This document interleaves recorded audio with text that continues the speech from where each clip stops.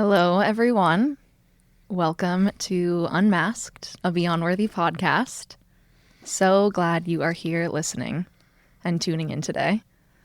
I am so excited to introduce you to a family member. Before, let's take a few deep breaths together.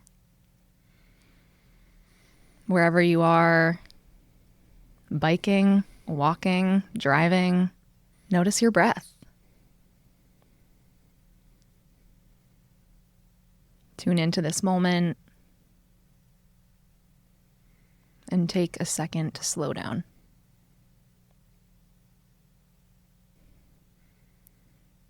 And with that, we get to welcome David Peck, my dad.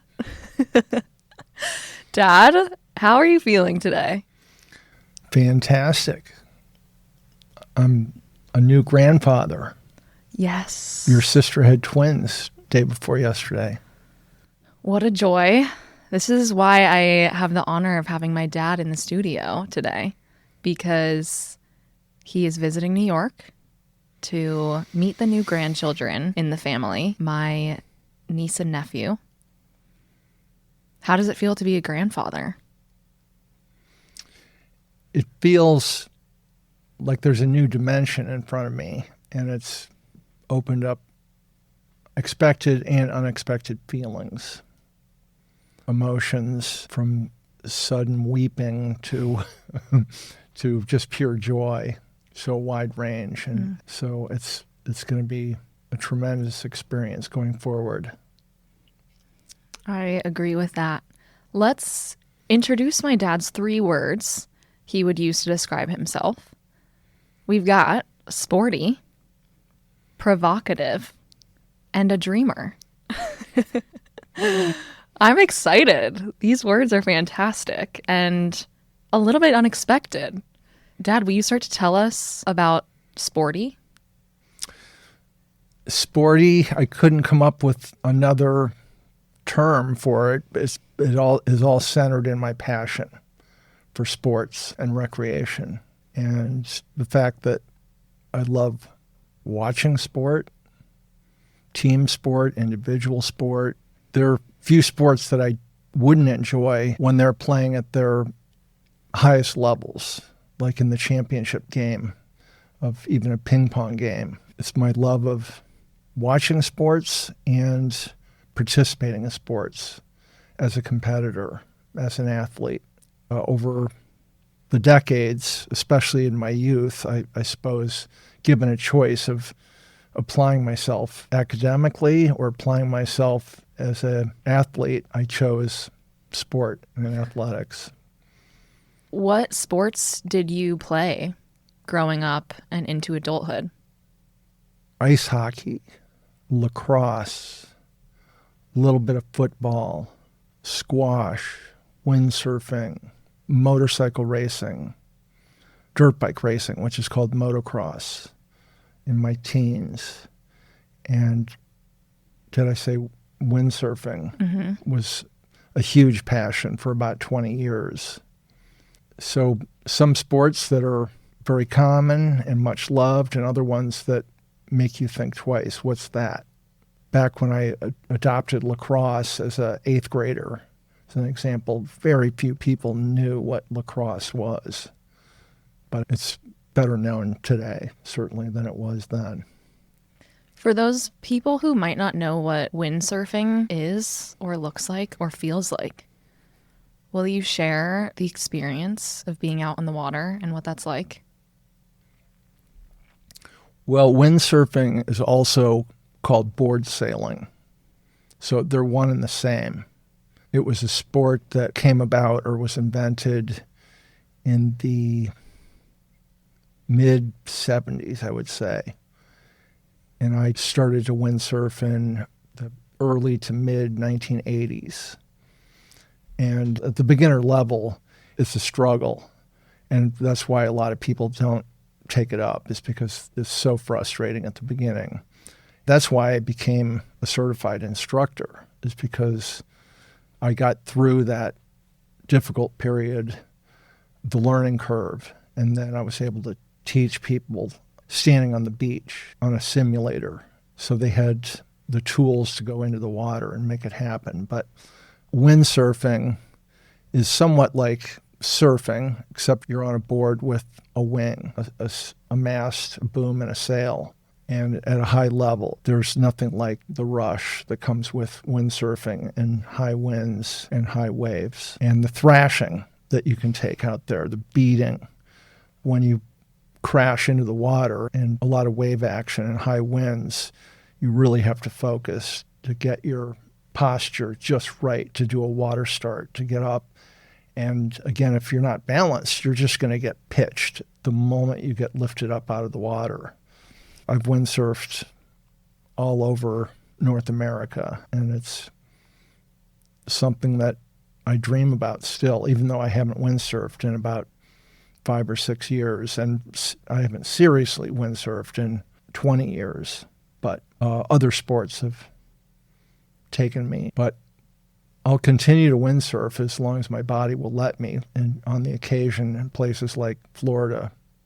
Would you say windsurfing is the most challenging physically and mentally in terms of all the sports that you engaged with growing up and up to now? Pretty close, but possibly motocross racing and tournament squash playing is the most physically demanding sport as they're recognized in the world. But windsurfing takes a terrific amount of strength, balance, and stamina. Has it been hard as you've gotten older to adjust the engagement you have with sport and physical activity? I've just adapted. Yes, it's been a little bit difficult to realize you can't do that anymore. I've got chronic lower back discomfort, so I don't play squash, which is a lot of twisting and sharp acceleration from a standing position, a lot of bobbing and ducking and twirling the shoulders and rackets. So again, I've adapted and replaced that with other sports that are more friendly to the body. Mountain biking, as an example, is very fluid, and so it doesn't hurt my back. Growing up, my dad always invited me to go mountain biking, road biking with him, especially when I was in soccer. And when we would get on the bike, I would be like, yeah, sure, like I'll go have a fun, nice ride. And then soon enough, we would be in intervals. I was winded. You would leave me in the dust. So that's always been a sport that you have outshined the mass in, I will say. You mentioned your chronic back pain, which, if you don't mind me sharing, your scoliosis condition. How have you navigated the onset of chronic back pain and consistency of living with that?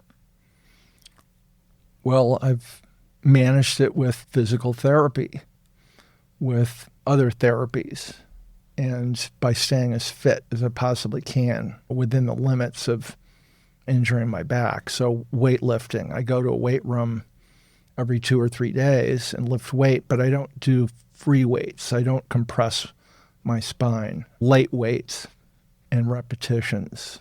What has it been like mentally to experience pain at times on a daily basis all throughout the day? It's, again, much of it is mental. So I just put it in the back of my mind. I often wake with some stiffness and discomfort, and by mid to late morning, I'm feeling normal with little or no pain. And I'm good for the day, usually, unless I engage in a lot of activity, like chopping wood or washing dishes or routine things that can stir up the discomfort. Tell us about the word provocative. This was the most unexpected one on your list of 3. Provocative is maybe not the best term because it has negative connotations, but I guess it seemed appropriate at the time that I came up with the 3. And again, I hope that this doesn't mean that I'm 3-dimensional, that there might be some more layers to me, to all of us.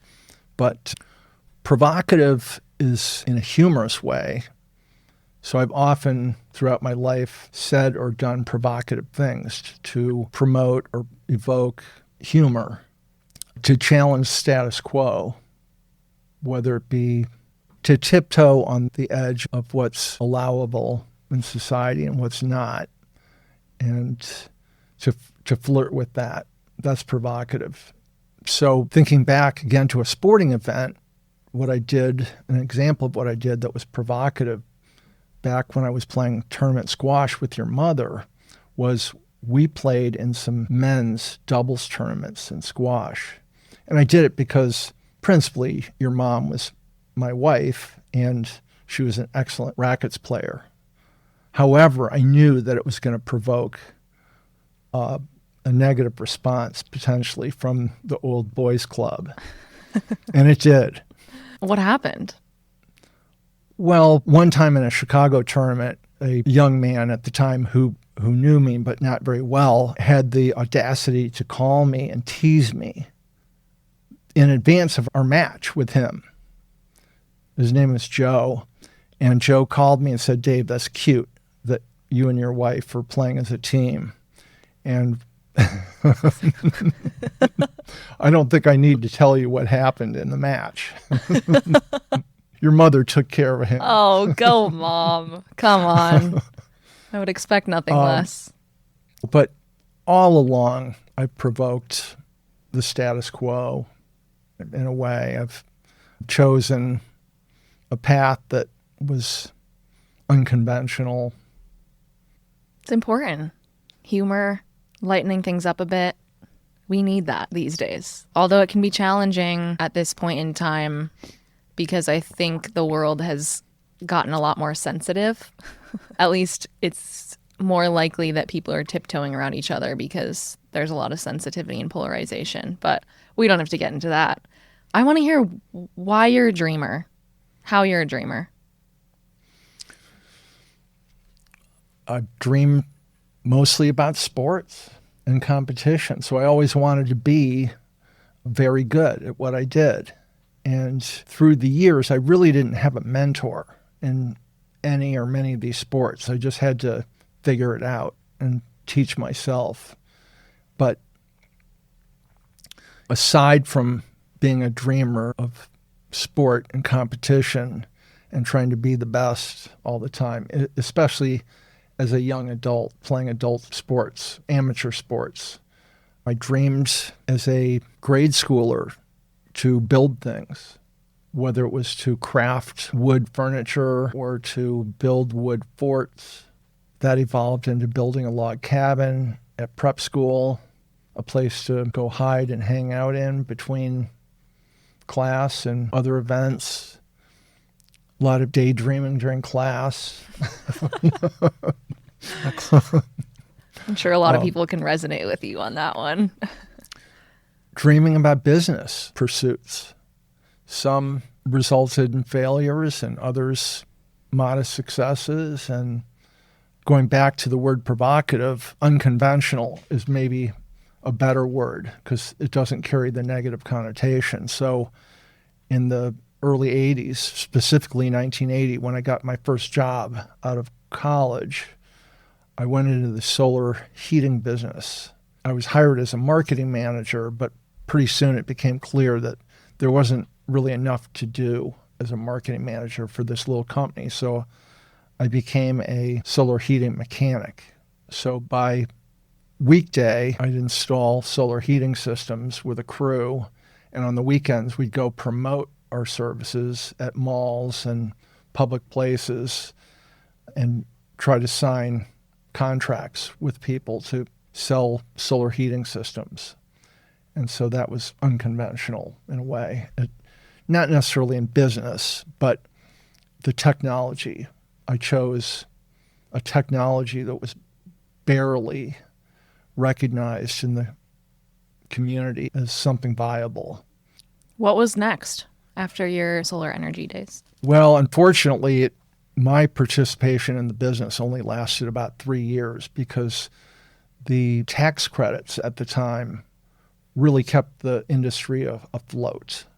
And that administration passed, as all administrations do, and the tax credits went away. And there was really nothing left to stimulate the industry going forward. So I had to face reality that it wasn't in the cards, at least for the near future. I went and got an education. Again, this is after college. I applied myself in real estate investing and real estate management, more dreaming about possibilities, about building an empire. And you're building something now. Tell us what you're building. I am. In our front lawn. Your. I don't live there anymore. I'm building a 1,500 square foot heated shop. It's a exhibition space for some old toys, a sports car, dirt bike collection, and a old 9-foot pool table. And then a portion of this heated shop is dedicated to a living space with a kitchenette, bathroom, and could be a studio or sleeping space, could be an office for your mother. Almost every home on acreage in Bozeman, Montana, which is where my home is, almost every property has a shop of some kind. And we don't have a shop currently, but it's in the process. You're mentioning Bozeman, which I'm so grateful to have grown up there. You spent a lot of your time in Lake Forest, Chicago area. What drew you to Bozeman, Montana?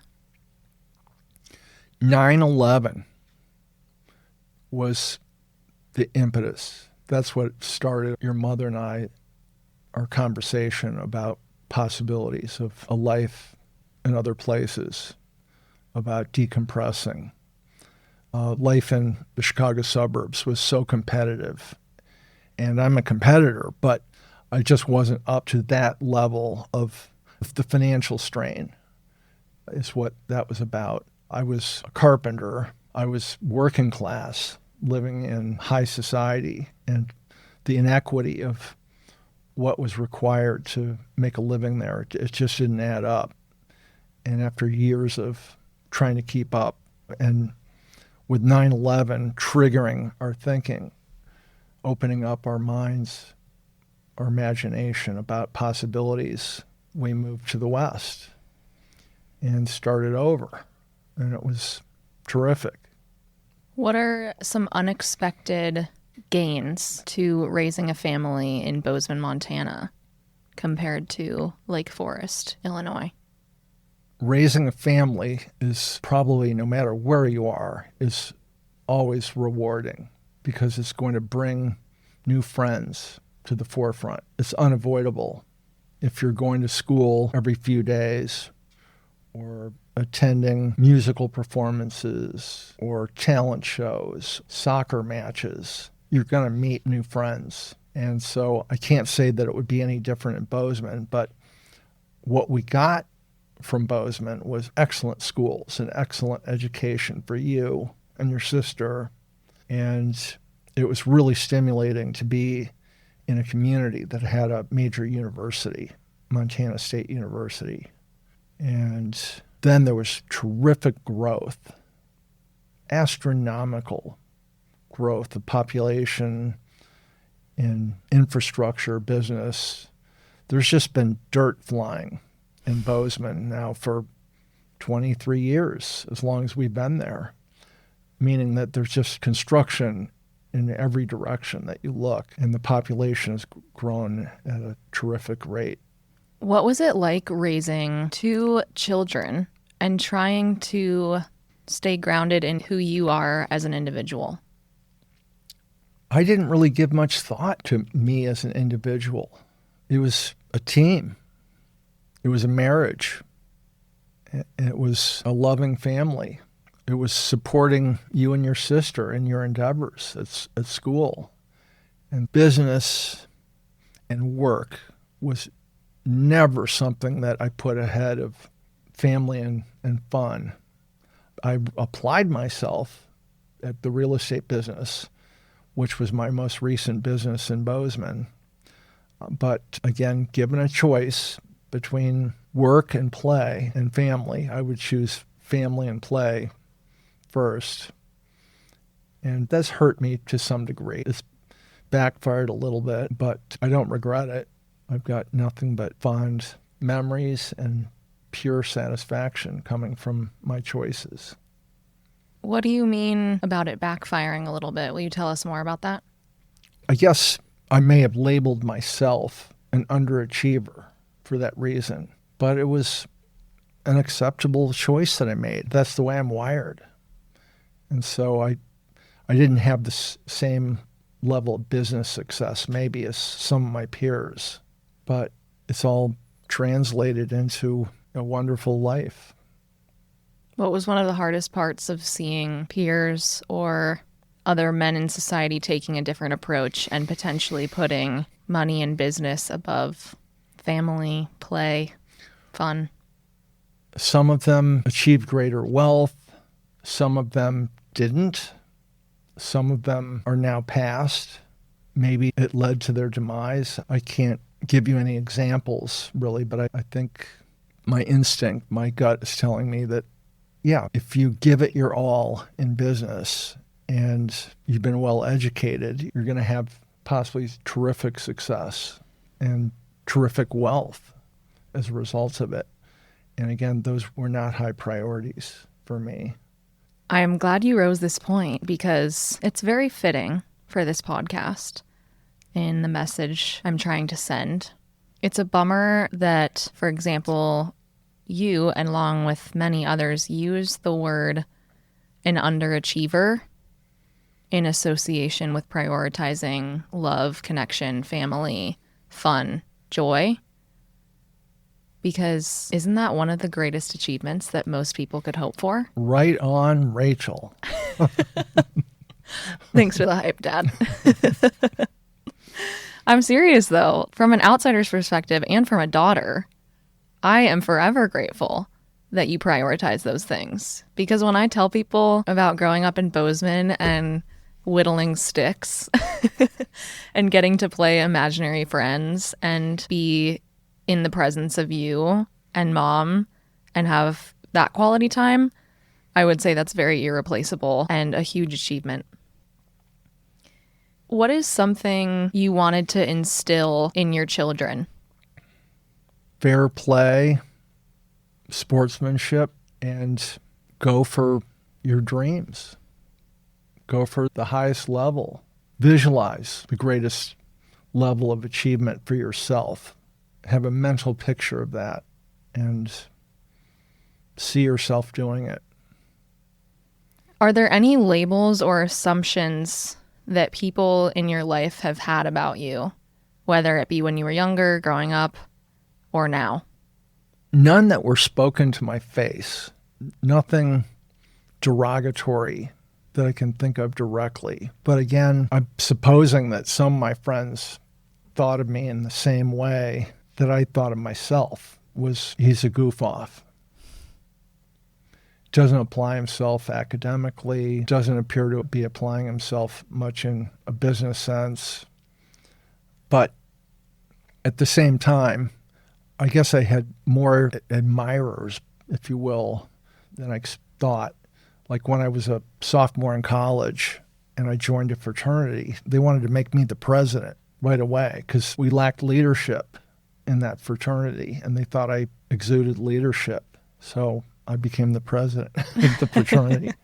I bet you got a lot of good stories from that experience. None. We'll keep the lip sealed, not to disclose too much. None worthy of repeating. Way to slide that word in there, worthy.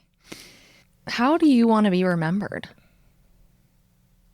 As a guy that had a sense of good fair play and sportsmanlike. And I guess more recently, when I decided to be an artist representative for your grandmother, Fay Peck. Again, my goal was not to go into business and sell artwork. That's not what I do, but I promote her legacy. I guess I'd like to be seen in light of my effort to promote my mother's legacy as an American expressionist artist, painter, and printmaker.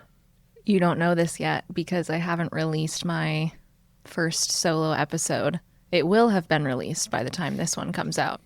But one of the questions was, who would be your dream guest to have on the podcast? and one of them was Fay Peck, my grandma. So you can look forward to hearing that. Excellent. I do. A wonderful woman. With great anticipation. Both of your parents are no longer with us. Will you tell us a bit about them and what it's been like to live without your parents to call? Well, Mom and Dad were both grounded, both very supportive of my unorthodox ideas, like racing dirt bikes as a 15-year-old and becoming a solar heating mechanic and things like that. They're encouraging, supportive. They're both talented at what they did, so they led by example. They demonstrated that sense of fair play, and beyond that, they were very loving. What did it feel like to lose them? Oh, devastating, especially my dad, because he died at age 78, and his leukemia came on rather quickly and took him, not suddenly, but unexpectedly fast. And so that was a very difficult time emotionally to see him decline so quickly and to pass on. And then certainly I didn't want to lose my mother, but she had a little bit more life to live beyond 78. She lived until she was 85. And she was independent right up until the time she died. I remember your mother and I were camping. We had a fall tradition for a short time of camping on the edge of the wilderness, a short distance from the downtown part of Bozeman. So we would leave our camper up there and commute into town to work during the day and then go up and stay at the camper and cook dinner at the creekside. But what I'm getting at is that your grandmother, Fay Peck, visited us. She insisted on coming up there the week before she died to participate in this camping experience and have dinner with us next to the creekside. And so even when she was in serious decline, she was a fighter. And so that was a great example about how to live life, was fight, fight, fight. What would you say a fulfilling life means to you? To live in a community and embrace it and support your children all along the way, and to create a strong team, home team. How long have you and Mom been married now? Since 1988. What would you say is the greatest part of marriage? Well, the good times are like frosting on the cake. And certainly it's rewarding to look back at that. But it's really the hardships along the way that teach you and make you more resilient as a husband, and that strengthens your marriage, our marriage. And we haven't had a lot of hardship by any stretch, but the hardship that we have experienced has made us stronger, and it's kept us together, and now we have grandchildren. What is one piece of advice you would give to a newly married couple who hopes to stay married for 30 plus years? To seek out professional counsel. There's the humor, guys. To stay true to your vows. It's as simple as that. As we get close to the end, I'm curious what this experience in the podcast guest seat has been like for you. It's been hot. No, it's been lovely. It's been really enjoyable and easier than I thought to express myself on camera. Is there anything I haven't asked you or you haven't shared that is an important part of who you are? Well, I've been very deliberate over the decades about maintaining friendships, about extending myself, whether it be through the written word, through phone calls. And when I say the written word, I mean writing on stationery, writing to people through the U.S. Postal Service. And certainly texting and emailing is important, too, to maintain an open line of communication. But again, it's just more about letting old friends, new friends know that you're there for them, that you're open to meeting for a cup of coffee, or if you're at a distant location, you can talk them down off the edge. And to support that notion, I'm hosting a 70th birthday party for a couple of dozen of my old friends this summer in Bozeman. And that's just a way to bring us all back together and celebrate our time together, our friendship. How does it feel to be turning 70 this year? Ouch. Hey, you brought it up. I wasn't going to say anything. It hurts. Is that it hurts physically, metaphorically, all the above? A little bit. It's profound. Say more about that. It's a profound birthday. Every decade seems profound as they come. But with me being on the backside of a 100-year life cycle, if you will, and it's silly for me to throw that out there, but yeah, everybody wants to live to 100, or at least many people do. It gets real as you approach your later decades, and there's little or no fear in that. It's just some reluctance, some apprehension, but I still continue to do all or most of the things I want to do: travel, play sports, ride dirt bikes, act like a teenager sometimes. It's important. You've done a lot of travel in your lifetime. You spent, 6 weeks traveling through Europe and Asia. Correct me if I'm wrong. Will you tell us one of your favorite places that you went, or a story to go along with it? Not Asia. Okay. I did travel for 7 weeks, I believe, with friends traveling on a Eurail pass through Europe. And I would say that the most exciting part was in Scandinavia. And that was because my forefathers came from Norway, from Oslo, Norway. My grandfather was an immigrant at age 6, came over on the boat from Oslo. And so it was really exciting to visit Oslo, Norway, and to see Bergen and see the fjords. And I can picture myself in some of the activities back in 1979. That would have been immediately after graduating college. And my last stop would have been in Corfu, Greece. And that was a hoot, sleeping on the beach and eating Greek food, baklava. Oh, yeah. Those are so yummy. Did you expect me to be in this podcasting world? Well, I'm not surprised, because you're making movements in this direction, I think. But I didn't expect you to be the captain of your college soccer team either, or that you would have been working for the British government for a year in Great Britain. 2 years. 2 years. There's much that I didn't necessarily expect from you that you've achieved or accomplished. So I'm pleased but not surprised. To finish up, for fun, what 3 words come to mind to describe me?